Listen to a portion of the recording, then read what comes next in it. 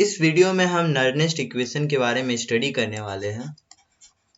पर उससे पहले अगर आप चाहते हैं कि आपको कंप्लीट केमिस्ट्री, साइंस और मैथ का कोर्स मिल जाए फ्री में, तो आप इस चैनल को सब्सक्राइब कर दीजिए और साथ ही साथ अपने रिक्वायर्ड प्लेलिस्ट को सेव कर लीजिए।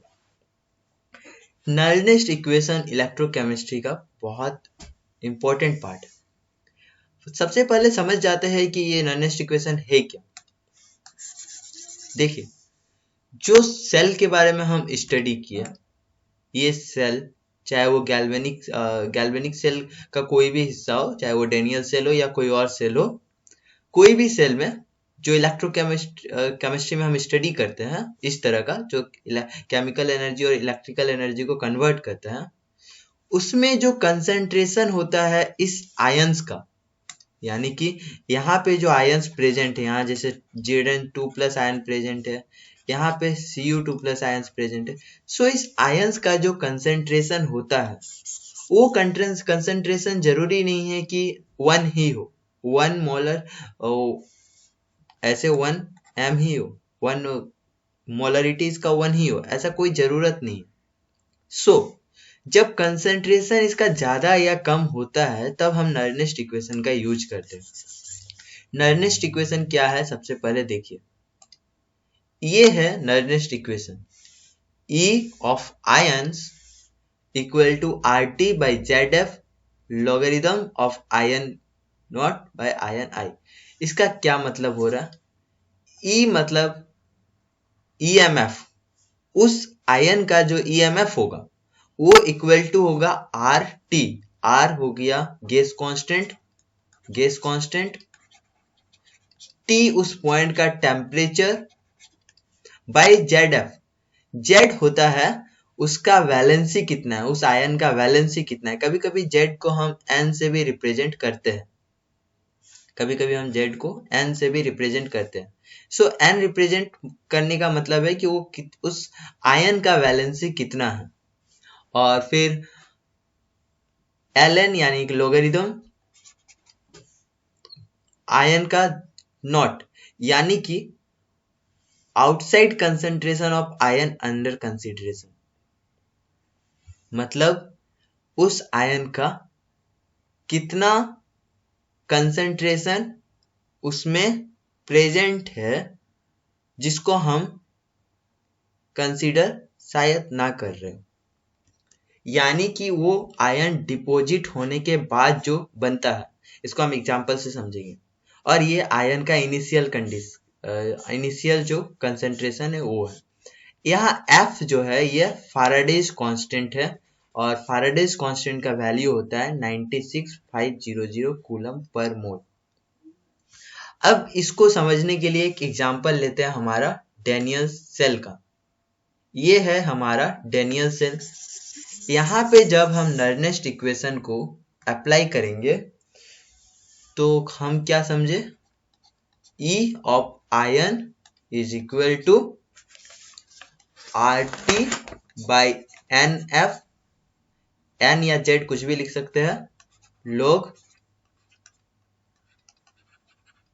आयन का फाइनल बाय आयन का इनिशियल। देखिए, यहां जो रिएक्शन हो रहा है वो रिएक्शन क्या था, हाफ रिएक्शन क्या था, Zn ब्रेक करता है Zn प्लस 2 इलेक्ट्रॉन्स में, और Cu2+ गेन करता है 2 इलेक्ट्रॉन्स और बन जाता है Cu। ये हमारा रिएक्शन है, रिडक्शन रिएक्शन, और ये ऑक्सीडेशन रिएक्शन। अब देखिए, यहां जब हम नर्नेस्ट इक्वेशन को अप्लाई करेंगे सेपरेटली, तो हमारा इक्वेशन बनेगा कुछ इस तरह, E of Cu2+ जो कि बाद में बन जाता है Cu। ये लिखने का एक तरीका है बस इस इक्वेशन के लिए, Cu2+ बाद में बन जाता है Cu। यहां जब हम लिखेंगे तो ये हमारा E minus Cu2 plus Cu minus RT by NF। यहाँ पे जो N है वो एक्चुअली में 2 होगा, क्योंकि यहाँ पे N का मतलब है वैलेंसी, और यहाँ पे वैलेंसी जो है वो 2 इलेक्ट्रॉन्स है। 1 बाय Cu2 प्लस aqueous।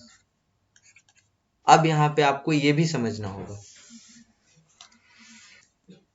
कि हम यहाँ पे 1 क्यों लिखे। देखिए, एक्चुअली ये होने वाला था हमारा Ln Cu सॉलिड का कंसंट्रेशन बाय Cu2 प्लस का कंसंट्रेशन।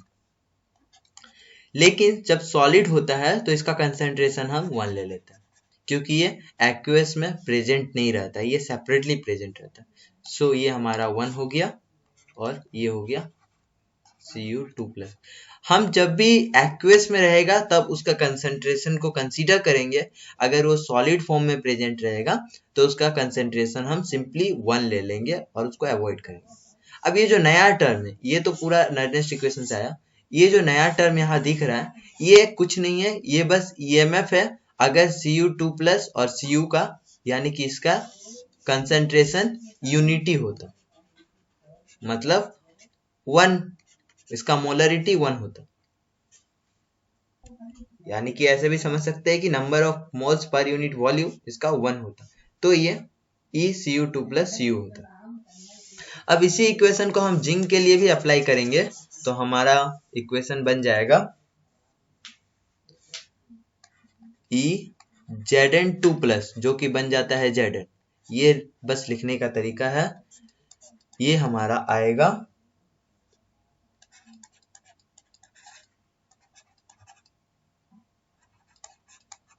फिर से EMF, जब वो उसका मोलरिटी, उसका कंसेंट्रेशन 1 हो, यूनिटी हो और वो प्योर हो, उस टाइम पे माइनस RT बाई NF।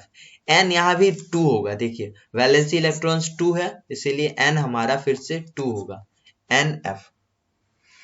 और फिर ऊपर होना चाहिए Zn, इसका कंसेंट्रेशन बाई Zn2 प्लस का कंसेंट्रेशन। सो आपको समझ में आ गया होगा कि इस इक्वेशन में ऊपर जो कंसेंट्रेशन होता है वो बनने के बाद, बनने के मतलब उस रिएक्शन में जो प्रेजेंट है, ये चीज जो एक्वेस फॉर्म में नहीं है उसका कंसेंट्रेशन होगा, बाय जो एक्वेस फॉर्म में है उसका कंसेंट्रेशन होगा। सो ये हमारा नर्नेस्ट इक्वेशन बन गया, ये कॉपर के लिए और ये जिंक के लिए, ओवरऑल डेनियल सेल के लिए। अब अगर हमें डेनियल सेल का फाइनल EMF निकालना है, फाइनल EMF, तो हम क्या करेंगे, माइनस कर देंगे इससे इसको, इससे इसको माइनस कर देंगे।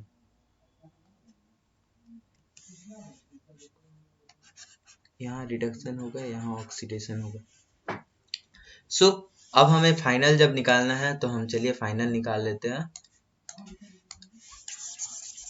हमारा फाइनल EMF होगा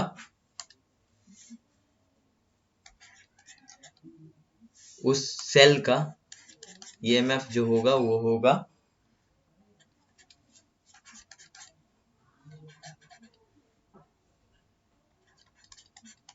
यानी कि जहां रिडक्शन हो रहा है उसका माइनस। याद रखना होगा कि यहाँ जो है ये राइट साइड वाला लिया जाता है और यहाँ पे रिडक्शन होता है और इसको कैथोड भी कहते हैं, और इसमें लेफ्ट साइड होता है, इसमें ऑक्सीडेशन होता है और इसको एनोड भी कहते हैं। सो हमारा इसको जब हम माइनस कर देंगे फाइनली, तो हमारा आएगा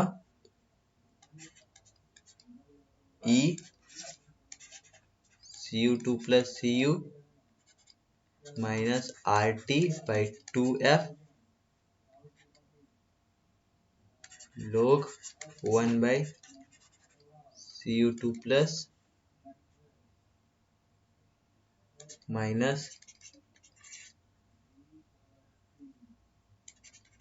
Zn2 प्लस Zn। देखिए ये था हमारा ECU2 प्लस Cu जो हम पहले निकाले, और अब जो हम लिख रहे हैं ये हो गया हमारा जिंक के लिए, जिंक वाले सेल के लिए। ये हो गया हमारा जिंक वाले सेल के लिए। सो हम क्या जानते हैं, ये जो है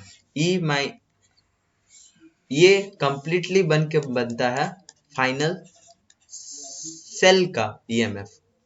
मतलब एट इनिशियल कंडीशन अगर दोनों का कंसंट्रेशन एक यूनिटी में है, सो इन दोनों का ई सेल जो होगा वो होगा ECU2 plus minus EZn2 plus. और इन दोनों को जब हम लिख सकते हैं तो लिख सकते हैं RT/2F, या फिर इसको Ln लिखिए simple, Zn by Cu2 plus का कंसेंट्रेशन। ये हमारा बन जाता है फाइनल इक्वेशन किसका, डेनियल सेल के लिए। डेनियल सेल के लिए ये हमारा फाइनल इक्वेशन बन जाएगा। अब ऐसे ही कुछ प्रॉब्लम्स हम आगे डिस्कस करने वाले हैं, उसमें हम इसी फॉर्मूला को यूज करके किसी और सेल के लिए न्यूमेरिकल सॉल्व करेंगे। सो अगर आप कंप्लीट कोर्स पाना चाहते हैं तो इस चैनल को जरूर सब्सक्राइब कर लीजिए और प्लेलिस्ट को भी सेव कर लीजिए।